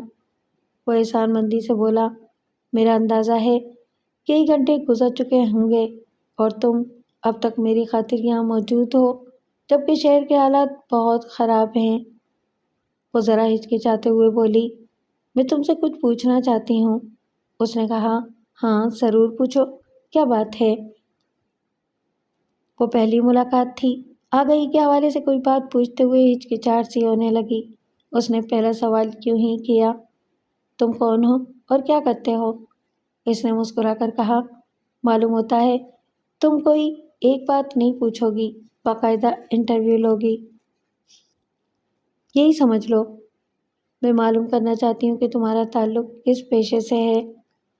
کیا میں پوچھ سکتا ہوں کہ تمہیں میرے روزگار سے کیوں دلچسپی ہے؟ مرد کی حیثیت اس کے روزگار سے ہی پہچانی جاتی ہے۔ میری ایک چھوٹی سی فیکٹری ہے، وہاں ضروریات زندگی سے متعلق پلاسٹک کا سامان تیار کیا جاتا ہے۔ کیا تمہارا کوئی ہم شکل بھائی ہے؟ وہ ایک گہری سانس لے کر بولا، اب سمجھا، تم پہلے کہیں قاسم زبیری کو دیکھ چکی ہو، شاید اس کی ذات سے تمہیں کوئی تکلیف پہنچی ہے، اس لیے یوں تیور بدل کر بول رہی ہو۔ اس نے تکلیف سے زخمی بازو کو سہلاتے ہوئے کہا، کیا مصیبت ہے، اس کمبخت کی وجہ سے مجھے پریشانیاں اٹھانی پڑتی ہیں۔ وہ خشک لہجے میں بولی، میں نے ایسی ایک فلم دیکھی ہے جس میں دو ہم شکل بھائی ہوتے ہیں، ان میں ایک شریف ہوتا ہے اور دوسرا بدمعاش۔ وہ اسے حیرانی سے دیکھتے ہوئے بولا، او مائی گاڈ، کیا واقعی تم نے ایسی کوئی فلم دیکھی ہے؟ حیران کیوں ہو، کیا تم نے نہیں دیکھی ہے؟ وہ انکار میں سر ہلا کر بولا، نہیں، اگر ایسی کوئی فلم بن چکی ہے تو مجھے ضرور دیکھنا چاہیے۔ کیا اس فلم میں بھی جڑواں بھائی ہیں؟ کیا اس میں بھی ایک بھائی پرامن شہری ہے اور دوسرے کو مجرم دکھایا گیا ہے؟ وہ اسے سوچتی ہوئی نظروں سے دیکھ رہی تھی، پھر طنزیہ انداز میں بولی، اگر اس فلم میں تمہاری لائف ہسٹری ہے تو جناب آپ کی طرح شریف ہیں یا دوسرے کی طرح بدمعاش؟ وہ بڑے دکھ سے بولا، تمہارے لہجے میں زہر بھرا ہوا ہے، میں پولیس والوں کی غلط فہمیاں دور کرتے کرتے تھک گیا ہوں۔ وہ آئے دن مجھے تھانے بلاتے ہیں، جب یقین ہو جاتا ہے کہ میں بدمعاش قاسم زبیری نہیں ہوں، ایک چھوٹی سی فیکٹری کا مالک ہاشم زبیری ہوں، تب وہ میری جان چھوڑتے ہیں۔ وہ بولی، مجھے آپ سے ہمدردی ہے، فلم والوں نے تو تم جڑواں بھائیوں کو دیکھا اور تمہاری لا علمی میں ایک فلم بنا ڈالی، اس میں بھی پولیس والے شریف بھائی کو بدمعاش سمجھ کر پریشان کرتے رہتے ہیں۔ وہ ناگواری سے بولا، میں نہیں مانتا کہ ہو بہو ایسی کوئی فلم بن چکی ہے۔ تم یہ کہنا چاہتے ہو کہ میں جھوٹ بول رہی ہوں؟ میں تمہیں جھوٹا نہیں کہہ رہا ہوں، ہو سکتا ہے کہ تم نے ایسا کوئی خواب دیکھا ہو یا پھر تم تصورات میں ڈوب کر ہونی انہونی باتیں سوچنے کی عادی ہو گئی ہو۔ وہ اس بات پر چونک گئی، واقعی بچپن سے تصورات کی گہرائیوں میں اس قدر ڈوب جایا کرتی تھی کہ اپنے آس پاس کی دنیا سے بے خبر ہو جایا کرتی تھی۔ وہ بولی، بے شک میں ایسی ہوں، ساری دنیا سے بے خبر ہو کر تصورات کی اسکرین پر جو دیکھتی ہوں وہ کبھی غلط نہیں ہوتا، جو ہونی ہوتی ہے وہی دکھائی دیتی ہے اور پھر وہ ہو کر رہتی ہے۔ وہ بے یقینی سے بولا، یا خدا، تمہاری باتوں سے ایسا لگتا ہے جیسے تمہیں آگہی ملتی ہے۔ اس نے ہاں کے انداز میں سر ہلایا۔ وہ شدید حیرانی سے اس کا منہ تکنے لگا۔ اس نے کہا، میں نے اب تک بچپن سے کئی پیشین گوئیاں کی ہیں اور وہ سب درست ثابت ہوئی ہیں۔ میں نے تصورات کی نامعلوم گہرائیوں میں تمہارا چہرہ تو نہیں دیکھا، مگر تمہیں دیکھا تھا۔ میں سمجھا نہیں، جب چہرہ نہیں دیکھا تو پھر مجھے کیسے جانا کہ وہ میں ہوں؟ تمہارے بازو کے زخم سے تم کئی بار آگہی کے پردے پر آئے، کبھی تمہاری صورت دکھائی نہیں دی، میں ہر بار بازو کے زخم سے تمہیں پہچانتی رہی۔ وہ اپنے زخمی بازو کو سہلاتے ہوئے بولا، یعنی یہ تمہاری پہلی ملاقات نہیں ہے، تم پہلے بھی اپنی عجیب و غریب پراسرار خیالوں کی دنیا میں مجھ سے ملتی رہی ہو؟ ہاں، مگر صورت آج دیکھی ہے۔ مجھے یہ سب کچھ سنتے ہوئے عجیب سا لگ رہا ہے، کیا مجھے حیران نہیں ہونا چاہیے کہ کوئی اور تمہارے خیالوں میں کیوں نہیں آیا، میں ہی کیوں آیا؟ جسے آنا ہوتا ہے اور جو ہونی ہوتی ہے وہی آگہی کے پردے پر آتی ہے، لیکن اب جو کہہ رہی ہوں اس کا تعلق آگہی سے نہیں ہے۔ میں نے ایک اور فلم دیکھی ہے، اس فلم میں ایک ہی شخص ڈبل رول ادا کرتا ہے۔ دن کے وقت شریف آدمی بن کر رہتا ہے، رات کو مجرم بن کر واردات کرتا ہے۔ فلم کی ہیروئن سے جھوٹ بولتا ہے کہ اس کا ایک جڑواں ہمشکل بھائی ہے جو مجرمانہ زندگی گزار رہا ہے۔ اب ان دو میں سے تمہاری زندگی کا سچ کیا ہے؟ میرے زخم سے ٹیسیں اٹھ رہی ہیں، لیکن اس سے زیادہ تمہاری بے اعتمادی تکلیف پہنچا رہی ہے۔ آگے جو کہنے والی ہوں اسے سن کر زخم سے کچھ زیادہ ہی ٹیسیں اٹھیں گی۔ میں زخم کھانے کا عادی ہوں، تم بولتی رہو، کچوکے لگاتی رہو۔ بائی دا وے، اب کیا کہنا چاہتی ہو؟ میں پھر ایک آگہی کے سلسلے میں کہہ رہی ہوں۔ میں نے دیکھا تھا کہ ایک شخص نے ایک جوان لڑکی کو قتل کیا ہے۔ میں اس قتل کے بارے میں تم سے کچھ پوچھنا چاہتی ہوں۔ آگہی تمہیں ملی اور سوال مجھ سے کر رہی ہو؟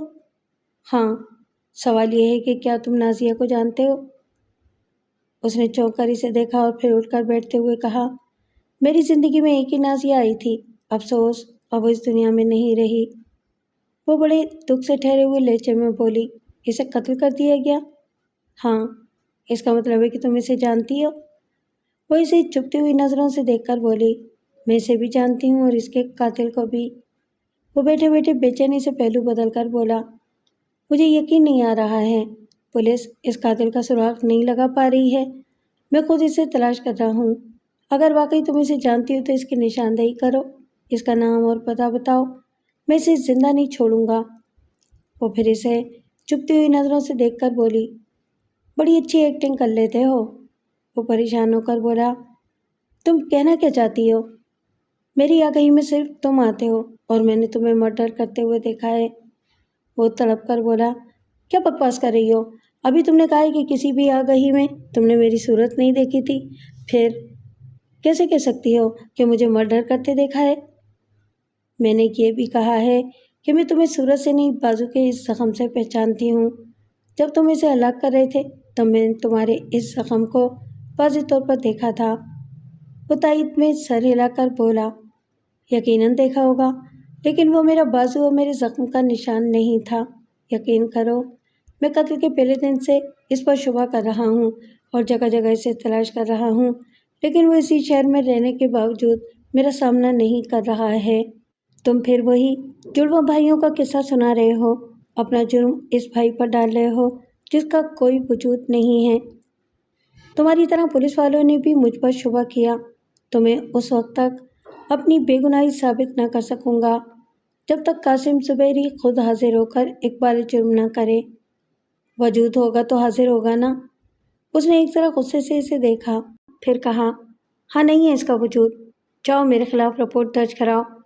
یہ ثابت کر سکتی ہو تو کرو کہ میں نے ہی تمہاری سہیلی کی بہن کو قتل کیا ہے۔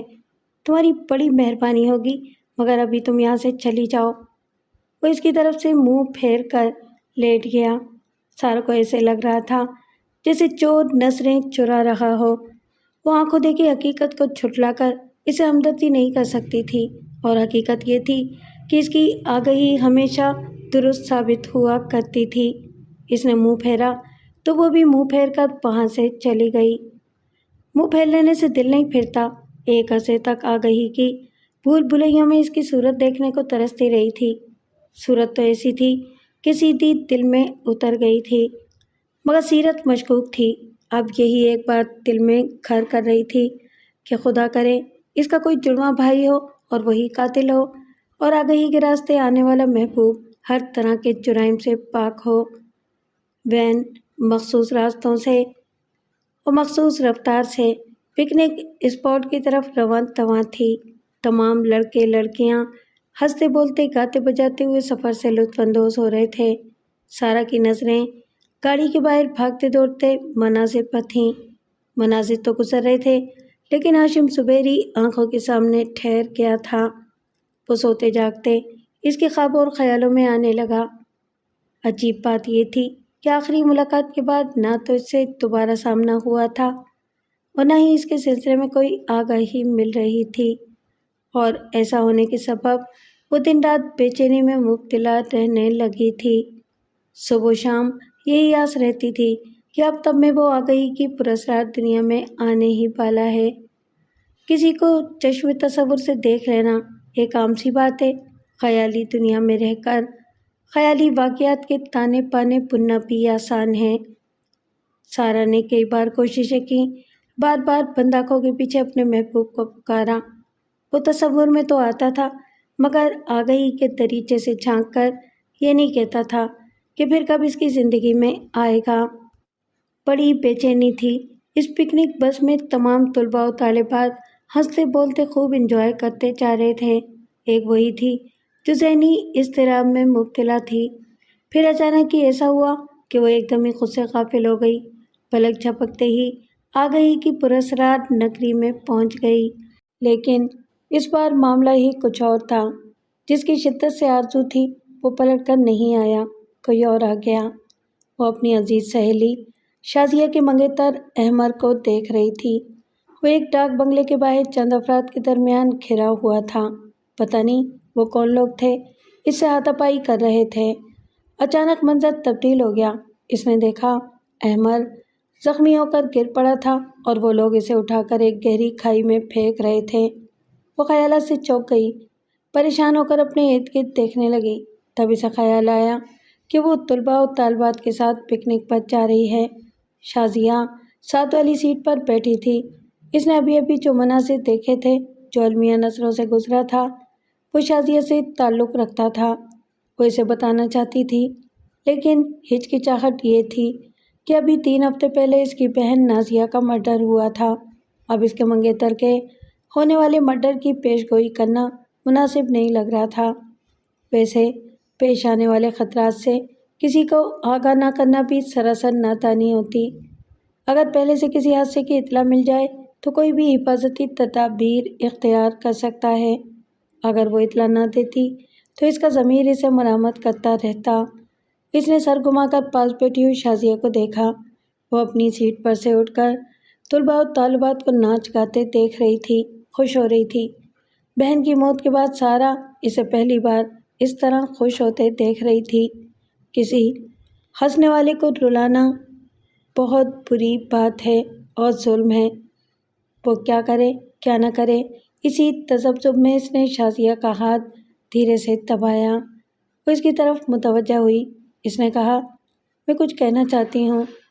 شازیہ اسے اداس دیکھ کر بولی، کیا بات ہے؟ Any thing serious? وہ اس کا ہاتھ اپنے ہاتھ میں لے کر بولی، میں نے کچھ لمحے پہلے احمر کو کسی مصیبت سے دوچار ہوتے دیکھا ہے۔ اس نے ناگواری سے پوچھا، کیا آگہی؟ اس نے ہاں کے انداز میں سر ہلایا۔ وہ ہاتھ نچا کر بولی، کہاں دیکھا ہے؟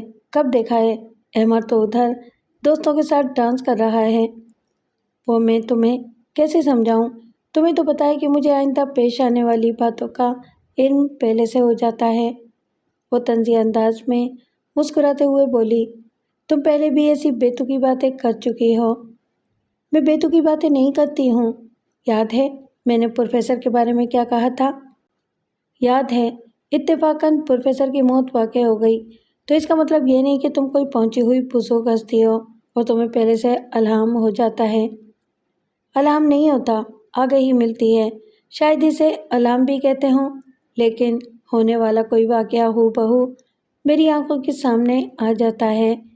میں نے ابھی دیکھا ہے، کچھ لوگوں نے احمر کو زخمی کیا تھا اور ایک ڈاک بنگلے کے پیچھے اسے گہری کھائی میں پھینک دیا تھا۔ وہ مر چکا ہے۔ شازیہ ایک دم سے چیخ پڑی، شٹ اپ! تم اپنی کالی زبان سے اس کے مرنے کی بات کہہ رہی ہو؟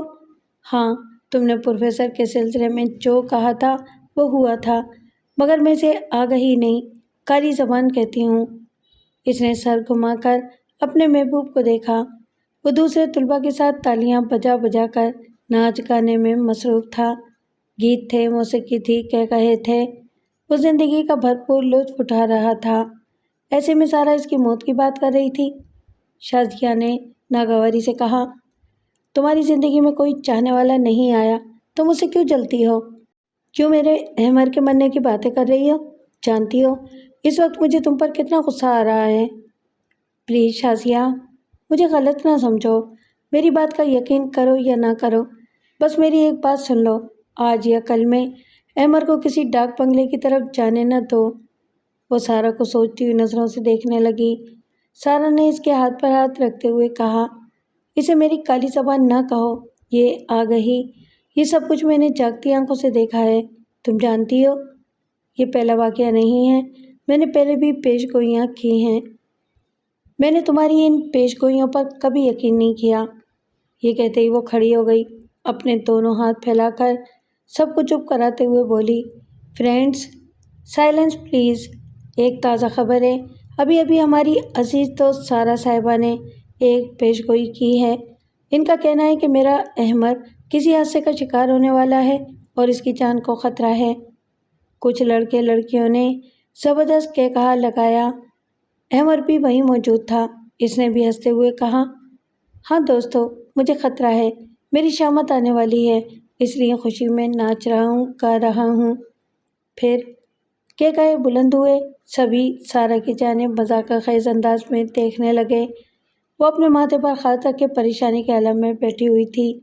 ان میں سے ایک لڑکے نے کھڑے ہو کر سنجیدگی سے کہا، دیکھو، ہمیں سارہ کی اس پیش گوئی کو سنجیدگی سے سمجھنا چاہیے۔ اس سے پہلے بھی ہم نے اس کی پیش گوئی کو نظر انداز کیا تھا، لیکن وہ سچ ثابت ہوئی تھی۔ چند لڑکے لڑکیوں نے اس سے اتفاق کیا، لیکن بیشتر نے یہ بات ہنسی مذاق میں اڑا دی تھی۔ سارہ جانتی تھی کہ اس کی بات کو یوں ہی مذاق میں اڑا دیا جاتا ہے، پھر بھی وہ احمر کے بارے میں پیش گوئی کر کے اپنا فرض ادا کر چکی تھی۔ وہ خلا میں تکنے لگی، سوچنے لگی، کیا یہ اچھا ہوتا وہ آگہی کے پردے پر شازیہ کے محبوب کو نہ دیکھتی، اپنے محبوب کو دیکھ لیتی۔ کچھ تو معلوم ہوتا کہ وہ کہاں ہے اور آئندہ کس انداز میں اس کے سامنے آئے گا۔ آگہی ایک قدرتی عطیہ ہے، وہ قدرتی معاملات کو سمجھ نہیں سکتی تھی کہ اس کا محبوب کہاں گم ہو گیا ہے اور اس کی جگہ اس نے خواہ احمر کو کیوں دیکھا ہے۔ اسے آگے جا کر کبھی معلوم ہونے والا تھا کہ ان دنوں جتنی آگاہی مل رہی ہے، وہ تمام آگاہیاں ایک اہم معاملے میں ایک دوسرے سے مربوط ہیں۔ اب سے پہلے پروفیسر ابو احمد کے ساتھ جو واقعہ پیش آیا تھا، اس کا ذکر بھی لازمی ہے۔ جب بچپن گزرا اور جوانی کی بہار آئی تو بھنورے منڈلانے لگے۔ پھول اور بھنورے کا رشتہ ازلی ہے، لیکن اس کی زندگی میں جو پہلا بھنورا آیا وہ ایک بوڑھا پروفیسر ابو احمد تھا۔ اسے یہ دیکھ کر بڑا غصہ آیا کہ تعلیم دینے والا بوڑھا پروفیسر اپنی اور اس کی عمر کا حساب نہیں کر رہا ہے، اپنی عمر کی نصف سنچری کرنے کے بعد بھی خود کو جوان سمجھ رہا ہے۔ ایک دن جب پریکٹیکل ختم ہوا اور تمام طالب علم لیبارٹری سے جانے لگے تو پروفیسر ابو احمد نے کہا، ایک منٹ مس سارہ، تم ذرا رک جاؤ۔ اس نے سوالیہ نظروں سے پروفیسر کو دیکھا۔ وہ کچھ کہتے ہوئے ہچکچا رہا تھا۔ وہ بات یہ ہے کہ تم بہت ذہین ہو، اگر تمہیں صحیح رہنمائی ملے تو تم پوری یونیورسٹی میں ٹاپ کر سکتی ہو۔ وہ تعلیم کی بات کر رہا تھا۔ اس نے خوش ہو کر کہا، سر، میں پوری لگن سے محنت کر رہی ہوں، مجھے امید ہے کہ میں بہترین پوزیشن حاصل کروں گی۔ میں اس یونیورسٹی میں پچھلے 15 برس سے پڑھا رہا ہوں۔ میں نے بہت سے محنتی طلباء کو دیکھا ہے، لیکن جو لگن تم میں ہے وہ کسی اور میں نہیں دیکھی۔ میں چاہتا ہوں کہ تم میری رہنمائی میں بہترین پوزیشن حاصل کرو۔ میں تمہیں فری ٹیوشن دوں گا، بس تم میرے ساتھ تعاون کرو۔ سارہ نے پھر سوالیہ نظروں سے دیکھا۔ تعاون؟ میں سمجھی نہیں۔ وہ بوڑھا کچھ کہنے سے پہلے ہی ہانپنے لگا۔ اس نے سہارے کے لیے اپنا ہاتھ سارہ کے شانے پر رکھ دیا۔ اس کے جسم میں سنسنی سی دوڑ گئی۔ وہ فوراً ہی پیچھے ہٹ گئی، ذرا طنزی انداز میں بولی، بڑھاپے کی یہی خرابی ہے، دوڑنے سے پہلے ہانپنے لگتا ہے۔ وہ کہہ کر وہاں سے چلی آئی۔ پروفیسر کی نیت کو وہ اچھی طرح بھانپ چکی تھی۔ اس نے شازیہ کو اور اپنے قابل اعتماد ساتھیوں کو بتایا کہ بوڑھے پروفیسر کی رال ٹپکنے لگی ہے۔ یہ بات پروفیسر تک پہنچی تو وہ اپنی توہین محسوس کرنے لگا، زیر لب بڑبڑانے لگا، یہ لڑکی خود کو سمجھتی کیا ہے، کوئی حور پری ہے؟ یہ مجھے کیا بدنام کرے گی؟ میں اسے کہیں منہ دکھانے کے لائق نہیں چھوڑوں گا۔ سارہ اس کے ارادوں سے بے خبر تھی۔ ایک رات وہ بستر پر لیٹی ہوئی تھی، تبھی اس کے سر میں ہلکا سا درد ہونے لگا۔ اس کے بعد ہی وہ جاگتی آنکھوں سے خواب دیکھنے لگی۔ اس نے دیکھا پروفیسر کی پیشانی سے خون بہہ رہا ہے، وہ چکرا کر فرش پر گرتا ہے اور پھر اٹھنے کے قابل نہیں رہتا۔ ہمیشہ کے لیے ساکت ہو جاتا ہے۔ وہ بڑبڑا کر بستر پر اٹھ بیٹھی، پریشان ہو کر سوچنے لگی، یہ میں نے کیا دیکھا ہے؟ خدا کرے یہ سچ نہ ہو۔ پروفیسر جیسا بھی ہے آخر استاد ہے، بہت قابل شخص ہے۔ ایک آدھ کمزوریاں ہر انسان میں ہوتی ہیں، اگر اس کی نیت خراب ہو گئی تھی تو کوئی بات نہیں، اب اسے عقل آ گئی ہوگی، اب وہ صرف استاد ہی رہے گا، عاشقی بھول جائے گا۔ وہ صاف دل لڑکی تھی، پروفیسر کو معاف کر چکی تھی۔ اس آگہی کے بعد وہ دعا مانگ رہی تھی کہ وہ زندہ سلامت رہے۔ اس نے دوسرے دن یونیورسٹی میں شازیہ سے کہا، پروفیسر کی زندگی بہت مختصر ہے، میں نے اسے زخمی ہو کر دم توڑتے دیکھا ہے۔ وہ دونوں اس وقت کینٹین میں تھیں۔ شازیہ نے ہنستے ہوئے اپنے محبوب کو مخاطب کیا، احمر دیکھو یہ کیا کہہ رہی ہے۔ شازیہ نے کہا، پچھلی بار اس نے اپنے پڑوسی سے کہا تھا کہ اسے حادثہ پیش آنے والا ہے۔ اس بات پر پڑوسن اس سے جھگڑا کرنے لگی تھی، لیکن یہ پیش گوئی کرنے سے باز نہیں آئی۔ سارا نے کہا، جب مجھے معلوم ہوتا ہے کہ آگے گہری خندق ہے اور کوئی ادھر جا رہا ہے تو اسے خطرے سے آگاہ کرنا اور اسے روکنا میرا فرض ہے۔ اس پڑوسن نے بے شک مجھ سے جھگڑا کیا تھا، بعد میں مجھ سے معافی بھی مانگی، کیونکہ اس کے شوہر کو واقعی حادثہ پیش آیا تھا، وہ زخمی ہو گیا تھا لیکن بچ گیا تھا۔ احمد نے کہا، بھائی ہم تو تمہارے پڑوسی کو نہیں جانتے، یہ بھی نہیں جانتے کہ تم جو پیش گوئی کرتی ہو وہ کبھی درست بھی ہوتی ہے یا نہیں، بس سنتے ہیں اور خوش ہوتے ہیں کہ تمہاری جیسی پہنچی ہوئی ایک بزرگ ہستی ہماری یونیورسٹی میں ہے۔ سارا نے کہا، اڑا لو مذاق، ویسے ابھی جو پیش گوئی میں نے کی ہے وہ جلدی کسی دن درست ثابت ہوگی تو میری سچائی کو مان لو گے۔ احمد نے پوچھا، وہ پیش گوئی کیا ہے؟ شازیہ نے کہا، اس نے پروفیسر ابو احمد کو زخمی ہو کر دم توڑتے دیکھا ہے۔ احمد نے چہکتے ہوئے کہا، واو، یعنی ایک پروفیسر سے ہماری جان چھوٹ جائے گی۔ بھائی سارا، مجھے پروفیسر زین الدین بالکل پسند نہیں ہے، تم اس کے لیے بھی پیش گوئی کرو اور اس سے پیچھا چھڑا دو۔ اس بات پر شازیہ احمد کے ساتھ قہقہے لگانے لگی۔ دو چار طلباء اور طالبات اور آ گئے، انہیں پیش گوئی کے بارے میں معلوم ہوا تو وہ بھی ہنسنے لگے، اسے ایب نارمل کہنے لگے۔ پروفیسر اپنی توہین بھول نہیں سکتا تھا، وہ اسے بدنام کرنا چاہتا تھا۔ اس کے ذہن میں یہ بات تھی کہ کسی جوان لڑکی کو جبراً قابو میں کیا جائے تو وہ اپنا بچاؤ کرنا بھول جاتی ہے، مرد سے ہار مان لیتی ہے۔ وہ اس تاک میں لگا رہتا کہ وہ کہیں تنہائی میں ہاتھ آ جائے، اور یہ تو ہوتا ہی ہے کہ شکاری تاک میں لگا رہے تو شکار ضرور ہاتھ آتا ہے۔ اسٹڈی آورز ختم ہو چکے تھے، تقریباً تمام پورا ڈپارٹمنٹ ہی خالی ہو گیا تھا۔ آفس اسٹاف کے چند افراد آفس میں تھے۔ سارا کی کلاس تیسری منزل پر تھی، اس کی کلاس کے تمام طالب علم بھی جا چکے تھے۔ وہ ادھورے نوٹس مکمل کر کے ہی جانا چاہتی تھی، اس لیے کلاس میں موجود تھی۔ وہ آخری پیریڈ پروفیسر ابو احمد ہی کا تھا۔ وہ کلاس ختم کرنے کے بعد بظاہر چلا گیا تھا، لیکن اس کی نیت سارا کی طرف ہی بھٹک رہی تھی۔ جیسے ہی کلاس خالی ہوئی وہ اندر آ گیا۔ دروازہ بند ہونے کی آواز پر سارا نے چونک کر دیکھا، پروفیسر اس کی طرف بڑھتا آ رہا تھا۔ وہ اپنی جگہ سے اٹھ کر بولی، آپ تو چلے گئے تھے؟ ہاں، تمہارا کام ختم نہیں ہوا ہے، میں نے سوچا تمہاری کچھ مدد کر دوں۔ شکریہ، میرا کام ہو چکا ہے، میں جا رہی ہوں۔ ابھی نہ جاؤ، رک جاؤ، اس نے اس کے بازو کو تھام لیا۔ مرد کی گرفت جکڑنے کے لیے ہوتی ہے، اس بوڑھے کی گرفت اب بھی سہارا لینے کے لیے تھی۔ وہ ہولے ہولے لرز رہا تھا۔ سارا نے ایک جھٹکے سے اپنا ہاتھ چھڑا لیا۔ وہ پلٹ کر جانا چاہتی تھی۔ شکار کو ہاتھ سے نکلتا دیکھ کر پروفیسر کے اندر ذرا حوصلہ پیدا ہوا، اس نے لپک کر اسے پکڑنا چاہا۔ وہ ہاتھ آتے آتے نکل گئی۔ اس نے پیچھے پھر دوڑ لگائی۔ دروازے کے قریب پہنچتے ہی سارا نے پلٹ کر ایک الٹا ہاتھ رسید کر دیا۔ وہ ہاتھ منہ پر پڑا۔ وہ چکرا کر گھومتا ہوا کوئی سہارا ڈھونڈنے لگا۔